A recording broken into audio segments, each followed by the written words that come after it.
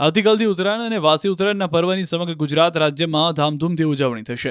ત્યારે પતંગ રસિકો માટે આ વર્ષે ઉત્તરાયણ ખુશીના માહોલમાં પસાર થશે. પતંગ રસિકોને આ વખતે ઠુમકા નહીં મારવા પડે. આ વર્ષે ઉત્તરાયણના દિવસે ઉત્તર પૂર્વ દિશા તરફથી પવન હશે અને તેની ગતિ 15થી 20 કિલોમીટર પ્રતિ કલાકની રહેશે. એટલે કે ઉત્તરાયણના દિવસે પતંગ રસિકોને મજા પડશે, ઠુમકા મારવા નહીં પડે અને સહેલાઈથી પતંગ ઉડાવી શકાશે. હવામાન વિભાગે આગાહી કરી છે કે આગામી 48 કલાકમાં ગુજરાત નજીકથી એક વેસ્ટર્ન ડિસ્ટર્બન્સ પસાર થશે. તેથી તેની અસરોને કારણે આગામી 2 દિવસ લઘુત્તમ તાપમાનમાં 2 થી 3 ડિગ્રી સેલ્સિયસનો વધારો થઈ શકે છે. ત્યારબાદ ફરી એક વખત તાપમાનમાં 3 ડિગ્રી સેલ્સિયસ સુધીનો ઘટાડો નોંધાશે. એટલે કે ઉત્તરાયણ અને વાસી ઉત્તરાયણ એમ 2 દિવસ ઠંડીથી રાહત મળશે. પરંતુ ઠંડા પવનને કારણે દિવસે પણ ઠંડીનો અનુભવ થશે. અમદાવાદ તથા આસપાસના વિસ્તારમાં દિવસ દરમિયાન 15 થી 20 કિલોમીટર પ્રતિ કલાકની ઝડપે પવન ફૂંકાશે.